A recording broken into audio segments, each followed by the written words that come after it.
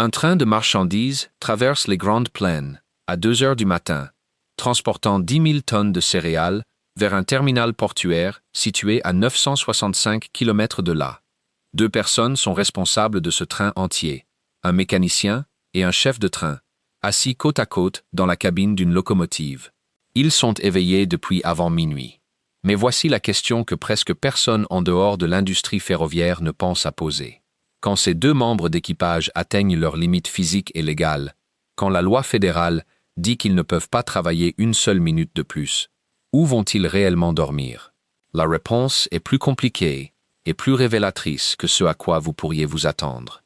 Parce que l'histoire de l'endroit où les équipages de fret se reposent n'est pas seulement une question de logistique, c'est vraiment l'histoire de la façon dont le chemin de fer américain est passé d'un métier où l'on vivait dans le train à un métier où le train reconnaît à peine votre existence. C'était en 1838 sur le Auburn and Syracuse Railroad, dans le nord de l'État de New York, et un chef de train, nommé Nat Williams, en avait assez de voyager dans des wagons couverts vides entre les trajets.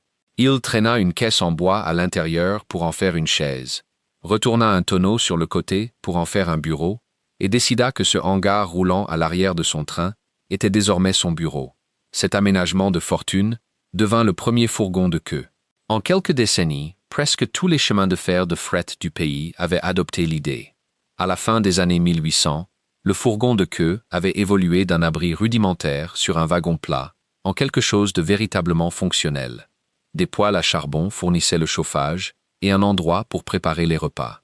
Des couchettes en bois tapissaient les murs, servant aussi de rangement en dessous pour les outils et les mâchoires d'attelage de rechange.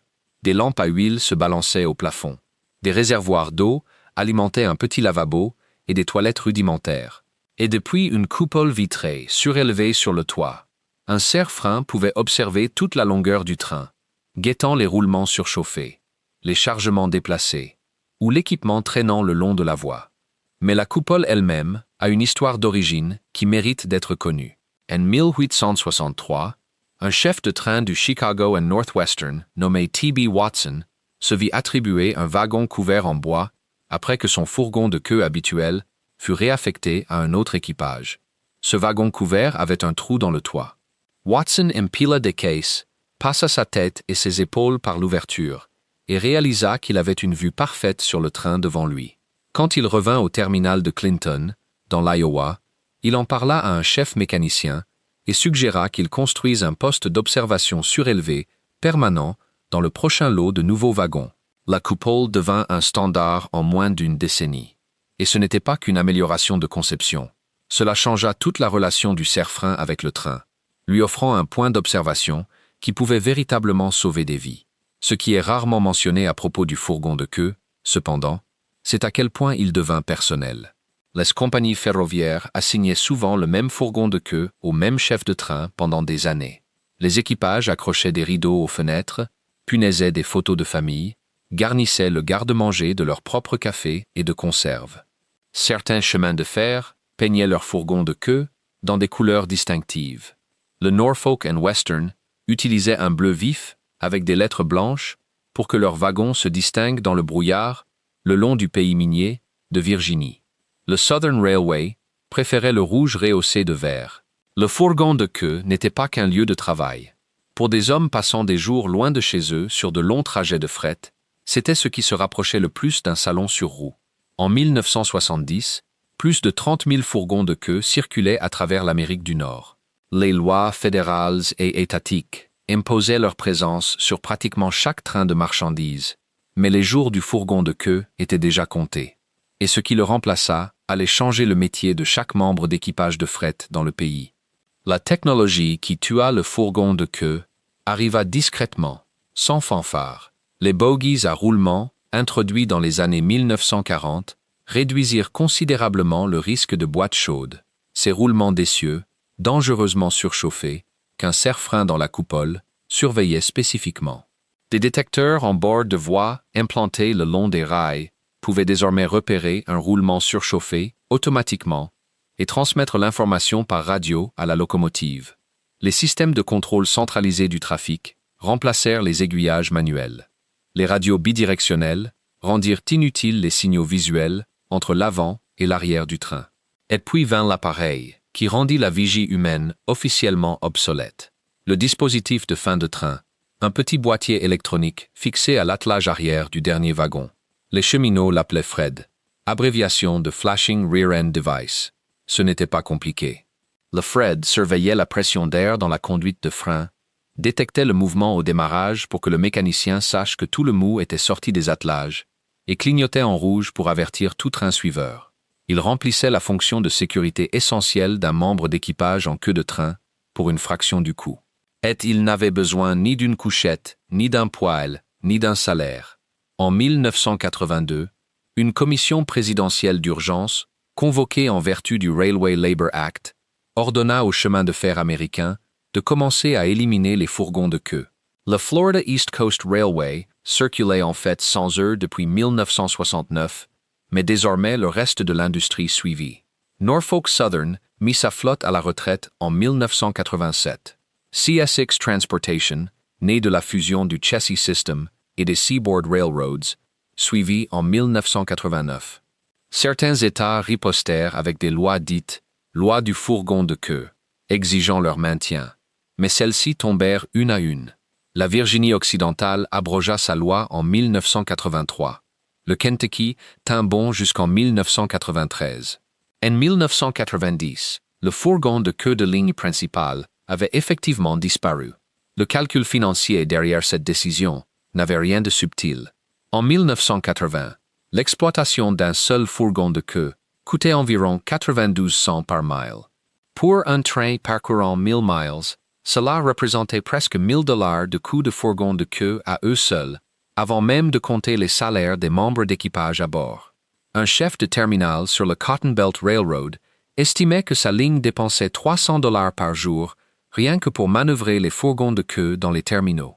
Et voici le détail que même les passionnés de chemin de fer manquent parfois. Quand le fourgon de queue disparut, le dernier endroit sur un train de marchandises où un membre d'équipage pouvait dormir disparut aussi. Le chef de train, qui avait toujours voyagé dans le fourgon de queue, monta désormais dans la cabine de la locomotive avec le mécanicien. Les deux membres d'équipage occuperaient cette cabine pendant toute la durée de leur service, et aucun des deux n'avait le droit de fermer les yeux. Pas une minute. Alors où dorment-ils maintenant? La réponse commence par une horloge. La loi fédérale, initialement promulguée en 1907 et renforcée plusieurs fois depuis, plafonne le temps de service d'un équipage de fret à 12 heures consécutives. La limite originale était de 16 heures, réduite à 14 en 1969, puis à 12 en 1976. Une fois qu'un équipage atteint cette barre des 12 heures, il doit cesser de travailler immédiatement. S'il se trouve entre deux terminaux, ils immobilisent le train sur une voie d'évitement ou dans une gare de triage, serrent les freins et attendent. Les cheminots ont un terme pour cela. Ils appellent ça « mourir sur la loi ». Le train se moque d'être à 96 km de sa destination. La loi se moque que le prochain point de relève soit à 2 heures de là. 12 heures, c'est 12 heures. L'équipage anticipe, surveillant l'horloge, essayant d'atteindre un terminal avant que leur temps ne soit écoulé. Quand ils n'y parviennent pas, le train s'arrête là où il se trouve. Il est immobilisé sur une voie d'évitement ou une voie de croisement, frein serré, et l'équipage attend un équipage de relève ou un van. Après un service de 12 heures, la loi fédérale exige un minimum de 10 heures consécutives hors service. Si le service a duré moins de 12 heures, le minimum descend à 8. Pendant cette période hors service, le chemin de fer ne peut contacter le membre d'équipage pour aucune raison. Un seul appel téléphonique d'un chef de traction remet le compteur de repos à 0. Si l'équipage termine son trajet à son terminal d'attache, le système est simple. Ils rentrent chez eux en voiture et dorment dans leur propre lit. Mais le fret ferroviaire est construit autour d'un réseau de terminaux jumelés, un terminal d'attache et un terminal éloigné, reliés par un itinéraire qui prend généralement près de 12 heures à parcourir. Un équipage prend en charge un train à son terminal d'attache, le conduit jusqu'au terminal éloigné, puis doit attendre là-bas qu'un train en sens inverse devienne disponible. Au terminal éloigné, le chemin de fer fournit l'hébergement. En pratique, cela signifie une chambre d'hôtel. Les grands transporteurs de fret, passent des contrats avec des sociétés d'hébergement qui gèrent des blocs de chambres dans des hôtels et motels de chaîne près des gares de triage à travers le pays. Un van d'équipage, généralement une navette, exploitée par une société de transport sous contrat, récupère l'équipage à la gare de triage et les conduit à l'hôtel. Quand un train de retour devient disponible, le van les récupère et les ramène à la gare de triage. Cette période d'attente au terminal éloigné, c'est là que les choses deviennent inconfortables. Un membre d'équipage peut attendre 18 heures pour un train de retour. Il peut attendre 48 heures. Le temps passé à attendre dans cette chambre d'hôtel n'est pas rémunéré. Ils ne sont pas en service, mais ils ne sont pas libres non plus. Rentrer chez soi n'est pas une option. Il n'y a aucun moyen de planifier la journée autour de quoi que ce soit. Ils restent dans cette même chambre, près d'une gare de triage, dans une ville qui peut se trouver à des centaines de kilomètres de leur famille, regardant leur téléphone et attendant un appel qui peut arriver à n'importe quelle heure. Et ce n'est même pas la partie du métier qui pèse le plus sur les équipages. Si vous appréciez cette plongée en profondeur dans le monde caché du fret ferroviaire, pensez à vous abonner. Nous couvrons des histoires comme celle-ci chaque semaine, le genre de détails sur les locomotives et les opérations ferroviaires que les autres chaînes abordent rarement. Un mécanicien de BNSF, ou Burlington Northern Santa Fe, le plus grand chemin de fer de fret des États-Unis, a décrit sa routine mensuelle en des termes remarquablement francs. Il estimait passer environ 200 heures par mois dans le train et encore 200 heures dans une chambre d'hôtel. Son résumé du métier tenait en 5 mots: hôtel, dépôt, maison, hôtel, dépôt. Ce cycle, répété à l'infini, est la version moderne de ce que le fourgon de queue offrait autrefois aux cheminots. Seulement, au lieu d'un foyer roulant avec un poêle à charbon et des photos de famille sur le mur, c'est une chambre dans un hôtel de chaîne économique, près d'une sortie d'autoroute, avec un van d'équipage qui attend sur le parking. Mais la chambre d'hôtel n'est même pas la partie la plus difficile. L'imprévisibilité aggrave tout. Les équipages de trains de marchandises n'ont pas d'horaire fixe. Le fonctionnement sur la plupart des chemins de fer repose sur un tableau, essentiellement une liste de tous les membres d'équipage disponibles à un terminal donné. À mesure que des trains deviennent disponibles, la gestion des équipages appelle les travailleurs dans l'ordre où ils apparaissent sur ce tableau. Après qu'un équipage a terminé un service, son nom redescend en bas de la liste. Parce que les trains sont expédiés en fonction du flux de trafic, plutôt que selon un horaire fixe, un chef de train ou un mécanicien n'a aucun moyen fiable de prédire quand il sera appelé. Il peut avoir 2 heures de préavis, il peut avoir 90 minutes. Le téléphone peut sonner à minuit, à midi ou à 4 heures du matin, 3 jours de suite. Cette existence d'astreinte a été un enjeu central dans le conflit social du fret ferroviaire qui a amené l'industrie au bord d'une grève nationale en 2022. Les travailleurs de l'ensemble des 12 syndicats ferroviaires disaient la même chose. L'argent n'était pas la plainte principale, c'était la qualité de vie. La femme d'un chef de train a confié à un journaliste que lorsque sa famille demandait en novembre si son mari serait à la maison pour Noël, sa réponse était toujours la même. Elle ne savait pas s'il serait à la maison ce soir-là. Que se passe-t-il quand ce type d'épuisement rencontre une locomotive de 100 tonnes roulant à 65 km à l'heure? Les conséquences de la fatigue dans le système ne sont pas hypothétiques. En 2011, un train de marchandises BNSF a percuté par l'arrière un train de travaux près de Red Oak, dans l'Iowa, tuant les 2 membres d'équipage à bord. Le National Transportation Safety Board a conclu que le mécanicien s'était endormi aux commandes. Dans la semaine précédant l'accident, il avait travaillé 3 services de jour, pris 2 jours de repos, puis était passé à un service de nuit. L'accident s'est produit juste après le lever du soleil, alors qu'il était probablement éveillé depuis près de 24 heures. Une alarme de vigilance dans la cabine de la locomotive avait retenti après 2 minutes sans action du mécanicien. Il l'avait désactivée par réflexe, toujours endormi. La collision survint 1 minute et 53 secondes plus tard. Le train qu'il conduisait transportait du charbon, mais les trains de marchandises transportent aussi du chlore, de l'ammoniac, du pétrole brut et d'autres matières dangereuses.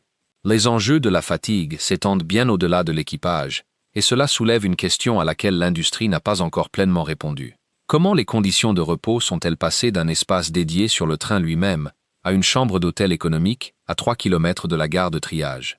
Avant la disparition du fourgon de queue, les dortoirs ferroviaires constituaient une autre option de couchage aux terminaux éloignés. C'étaient des bâtiments d'hébergement appartenant au chemin de fer, construits près des gares de triage, certains datant du début des années 1900. Le dortoir du Milwaukee Road à South Clealum, dans l'État de Washington, construit en 1909, comptait à l'origine 28 chambres et accueillait les équipages de train jusqu'en 1974. Des bâtiments semblables jalonnaient les points de division d'une côte à l'autre. Ils étaient spartiates, parfois brillants, et situés juste à côté des voies, mais ils appartenaient à la communauté ferroviaire. Un membre d'équipage poussant la porte à 3 heures du matin n'avait pas besoin d'expliquer ce qu'il faisait là. Tout le monde dans le bâtiment faisait la même chose. Quand l'ère des dortoirs s'est éteinte, le système de contrat hôtelier a pris sa place. Alors qu'est-ce que cela signifie quand les personnes responsables du transport de 140 000 tonnes de marchandises chaque jour à travers le pays n'ont pas d'endroit permanent pour se reposer à l'autre bout de leur trajet? Les réglementations fédérales exigent désormais que tout hébergement fourni aux membres d'équipage de train soit propre, sûr et exempt d'interruptions causées par le bruit sous le contrôle du chemin de fer. La norme de bruit est précise. Pas plus de 55 décibels en moyenne sur 8 heures. Cette règle existe parce que les anciens dortoirs et les wagons campements et remorques qui les ont parfois remplacés étaient notoirement bruyants. Les opérations de triage, les manœuvres d'aiguillage et le ralenti des locomotives pouvaient faire trembler les murs et perturber les cycles de sommeil pendant des heures. Le système hôtelier moderne est une amélioration par rapport au dortoir à bien des égards mesurables. Les chambres sont climatisées, raisonnablement calmes et équipées de commodités de base. Mais quelque chose d'intangible a été perdu dans la transition. Le fourgon de cul était le vôtre. Le dortoir faisait au moins partie de l'infrastructure propre du chemin de fer, tenu par des gens qui comprenaient ce dont un cheminot avait besoin après 12 heures dans un train. Une chambre d'hôtel en bord de route, partagée avec des commerciaux en déplacement et des familles en vacances, n'est rien de tout cela. C'est une chambre, et la personne qui y dort n'a aucune idée de quand elle en partira. Et ainsi, le cycle continue. Un train de marchandises roule dans l'obscurité, transportant 10 000 tonnes de fret dont l'économie américaine dépend. 2 membres d'équipage conduisent ce train, surveillant les signaux, gérant les freins à air, communiquant avec les régulateurs, contrôlant des vitesses qui changent kilomètre après kilomètre. Quand leurs 12 heures sont écoulées, un van les emmène à un hôtel. Ils dorment, ou essaient. Le téléphone sonne. Ils reprennent le van jusqu'à la gare de triage. Ils montent dans une autre cabine de locomotive et recommencent tout, dans la direction opposée. Le fourgon de cul, avec sa coupole, son poêle à charbon et ses couchettes, est désormais exposé dans des musées ferroviaires et des parcs municipaux du Maine à la Californie. Des centaines d'entre eux survivent comme expositions statiques, peints en rouge vif, entourés de panneaux d'information. Des enfants les escaladent lors de sorties scolaires. Ce que ces expositions expliquent rarement, c'est que le fourgon de queue n'était pas qu'une pièce d'équipement. C'était le dernier endroit sur un train de marchandises américain où un membre d'équipage pouvait s'allonger, fermer les yeux et se reposer tandis que les roues continuaient de tourner en dessous. Cet endroit n'existe plus, et les personnes qui conduisent les trains essaient encore de comprendre ce que cela signifie. Si ce genre d'histoire ferroviaire vous intéresse, la vidéo qui s'affiche maintenant approfondit un sujet que nous n'avons fait qu'effleurer aujourd'hui. Cliquez dessus, et on se retrouve là-bas.